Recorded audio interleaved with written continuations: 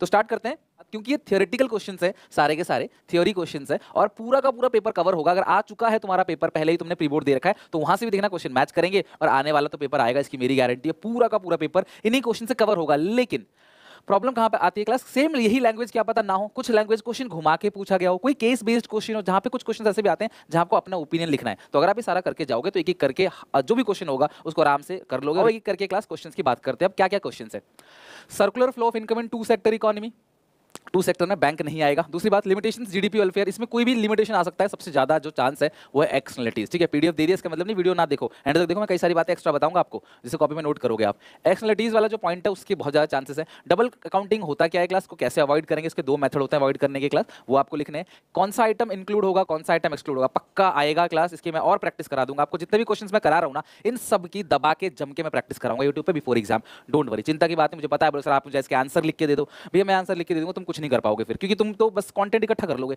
इसको लिखना खुद पड़ेगा, इसीलिए मैं इसको लिख के नहीं दूंगा। प्रिकॉशंस, इनकम एक्सपेंडिचर, इससे प्रिकॉशंस अगर क्लास कर लोगे ना तो क्या पता प्रिकॉशन से क्वेश्चन आ जाए, और प्रिकॉशन सीख लोगे तो इंक्लूड एक्सक्लूड वाला भी समझ आ जाएगा। मनी सप्लाई का सिर्फ M1 अच्छे से देखना, मनी सप्लाई स्टॉक कॉन्सेप्ट है, उसका मीनिंग और M1 ये अच्छे से देख लेना। Explain the following functions of central bank. बच्चों ने सर 30-30 क्वेश्चन दे दो, मैंने 30 भी नहीं दिया, मैंने फिर भी 25 दिया आप लोगों को, क्योंकि कुछ क्वेश्चंस मैंने क्लास डिफरेंस थोड़े से बड़े कर दिए, ज्यादा पॉइंट डाल दिए, बट हाँ इतना मैं कहूंगा 100% पेपर इसी में से आएगा। रिकॉर्डिंग रख लो मेरी एग्जामिनेशन में क्लास, आप बोलोगे हाँ सर आपने बोला था और आ गया। Bankers bank, government bank, supervisor bank, bank of issue, ये सारे फंक्शन सेंट्रल बैंक के पूछा सकते हैं। इन्फ्लेशन डिफ्लेशन दोनों कैसे कंट्रोल होगा, पेपर में इतना बड़ा क्वेश्चन नहीं आएगा, ध्यान रखना मेरे क्वेश्चन की लेंथ पे मत जाना, मैंने क्वेश्चन बड़ा कर रखा है। अब इन्फ्लेशन डिफ्लेशन दोनों कैसे कंट्रोल होगा, मॉनेटरी और फिस्कल पॉलिसी, अकेले 4 क्वेश्चन के बराबर है, तो ये नहीं देगा आपको, लेकिन ये पूरा पढ़ के जाना है आपको, कि कुछ भी दे सकता है, किसी के सेट में फिस्कल पॉलिसी, किसी के सेट में क्लास आरबीआई की पॉलिसी दे देगा, यानी मॉनेटरी पॉलिसी, तो कुछ भी आ सकता है।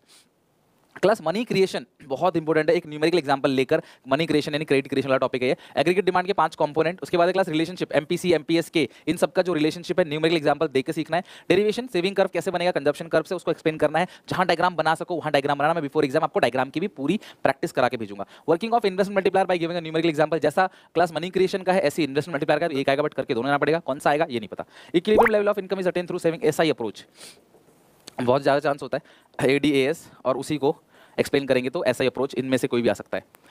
Inflationary gap, deflation gap diagram के साथ बनाना है और फिर से कैसे कंट्रोल करना है, वो कोई भी पॉइंट दे देगा, मॉनेटरी फिस्कल का 2 पॉइंट, उसको आपने क्लास देखे जाना है। ऑब्जेक्टिव ऑफ बजट मेरा आपको बताया था, फुल फॉर्म कमेंट सेक्शन में लिख के दिखाओ, किसी बच्चे को अगर याद है तो, अभी लिखोगे तो और अच्छे से रिकॉल हो जाएगा।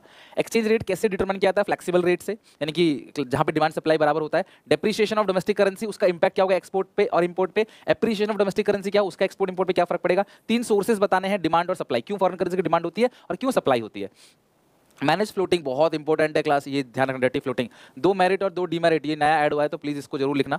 Explain the components of current account की component, explain the components of capital account के कंपोनेंट भी इंपॉर्टेंट है। ये डिफरेंस है, देखो मैंने सारे डिफरेंस दे दिए हैं लिख के आपको, कि डिफरेंस कोई भी इसमें से पूछा सकता है, मेरे हिसाब से एटलीस्ट 2 से 3 डिफरेंस इनमें से जरूर पूछे जाएंगे।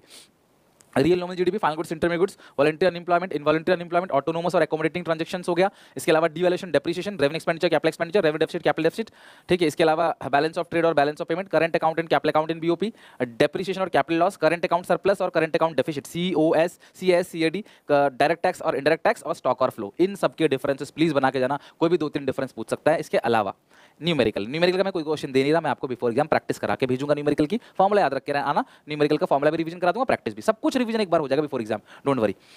अब आते हैं क्लास इंडियन इकोनॉमिक डेवलपमेंट के 25 मोस्ट इंपोर्टेंट क्वेश्चन, जो सबसे ज्यादा आप लोगों की डिमांड है, सर आईईडी के बता दो, आईईडी याद नहीं होती, तो इतना याद कर लोगे हो जाएगा। बाकी क्लास कुछ अगर वैल्यू एडिशन क्वेश्चन आता है, केस बेस्ड क्वेश्चन आएगा, तो उसे क्लास आपको पढ़ के समझना है, बट यही नॉलेज आपको, इन क्वेश्चन की नॉलेज वहां पे लगानी है। क्लास 3 आपको रीजन बताना है, एग्रीकल्चर सेक्टर कैसे बर्बाद हुआ, लैंड रिफॉर्म्स जो है किस टाइप का एग्रीकल्चर सेक्टर में इंक्लूड किया गया, उसको इंट्रोड्यूस किया गया, उसको बताना है। स्मॉल स्केल इंडस्ट्री जो कार्वे कमेटी है उसको इंट्रोडक्शन पे बात करनी, कैसे स्मॉल स्केल इंडस्ट्री ने प्रोटेक्ट किया इकोनॉमी को, यानी कि इसके इंपॉर्टेंस लिखने हैं। हैंडीक्राफ्ट इंडस्ट्री को किस तरीके से बर्बाद किया वो लिखना है। Long term goal of fibre plan आपको वो लिखना है।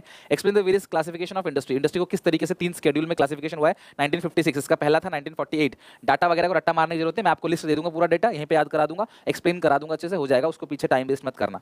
Discuss the industrial sector reforms, industrial sector reforms को डिस्कस करना है। ह्यूमन कैपिटल फॉर्मेशन के सोर्सेज बताने हैं आपके 5th चैप्टर में से, क्यों रिफॉर्म्स को लाया गया, वो आपको बताना है। कुछ डिफरेंस है physical capital, human development, institutional और non institutional sources, caring capacity और absorptive capacity of environment, bilateral multilateral trade, tariff और नॉन टैरिफ बैरियर। इसके अलावा क्लास सिमिलर डेवलपमेंट स्ट्रेटजी बताना है, इंडिया चाइना पाकिस्तान ने किस किस तरीके से डेवलपमेंट स्ट्रेटजी अपनाई। इसके अलावा क्लास एग्रीकल्चर डाइवर्सिफिकेशन के बारे में बताना है, डाइवर्सिफिकेशन यानी कि नॉन एग्रीकल्चर एक्टिविटी के बारे में, उसके बेनिफिट्स और किस टाइप के डाइवर्सिफिकेशन होते हैं, लाइक हॉर्टिकल्चर, एनिमल हस्बेंड्री वगैरह। GLF campaign, great leap forward campaign और कल्चरल रेवोल्यूशन के बारे में एक्सप्लेन करना है। सोर्सेस ऑफ रूरल क्रेडिट, कौन कौन से सोर्सेस है रूरल क्रेडिट के, what do you mean by formal और इनफॉर्मल सेक्टर किसको कहते हैं। 3 major component of human development indicator, 3 component बताने हैं एचडीआई ह्यूमन डेवलपमेंट इंडेक्स में, 3 इंडिकेटर कौन कौन से हैं आपको बताना है, इंपॉर्टेंट। और what are the measures taken by the government of India to improve agriculture marketing, agriculture marketing को इंप्रूव करने के लिए सरकार ने कौन कौन से स्टेप्स अपनाए। बहुत सारे रेमेडियल मेजर्स आपको बताने हैं जिससे हम गरीबी को हटा सकते हैं। Similar development strategy of India Pakistan followed their respective development path. Next है what are the reasons for slow down, ये बहुत इंपॉर्टेंट क्वेश्चन है, what are the reasons for slow down of growth and reemergence of poverty in Pakistan, Pakistan की economy slow down क्यों हुई वो बताना है। इन सबको क्लास आपने एक्सप्लेन करना है। ग्रीन रेवोल्यूशन और इसके impact, positive contribution by Britishers, tariff, quota, import substitution, WTO के function, NABARD, outsourcing, self help group, horticulture, organic farming और importance of human capital formation, ये सारी चीजें through the help of chart diagram की मदद से आपको बताना है क्लास, मतलब उसको ये दे रखा हुआ क्वेश्चन में चार्ट और डायग्राम, तुम्हें चार्ट डायग्राम को याद करने की जरूरत नहीं, क्वेश्चन में दिया होगा। आपको बताना है distribution of workforce on the basis of region, rural urban basis पे आपने डिस्ट्रीब्यूशन बताना है। Various indicator of human development index, जो भी क्लास 3 हमने ऑलरेडी डिस्कस कर लिए थे, 3 indicator. Function of pollution control board, ये ऑलरेडी क्लास हमने डिस्कस कर लिया था ना, functions of pollution control board, एक बार देखो, नहीं किया था functions of pollution control board, ठीक है। नेक्स्ट है class main problem of human capital formation में, प्रॉब्लम क्या क्या है, ह्यूमन कैपिटल फॉर्मेशन के प्रॉब्लम्स बताने हैं और इन सबके क्लास आपको एक्सप्लेन करना है, लाइक कैजुअलाइजेशन और informalisation, functions of environment, ozone depletion, global warming, land degradation, biodiversity loss, steps taken to attaining sustainable development, challenges to the mechanism of agriculture marketing. इसके अलावा rural economic development is essential for Indian economic development, do you agree with our statement support, बताओ class की क्या rural economic development जरूरी है अगर आपको India को डेवलप करना है, तो उसको आपने एक्सप्लेन करना है। तो इस तरीके से क्लास 50 क्वेश्चंस हैं।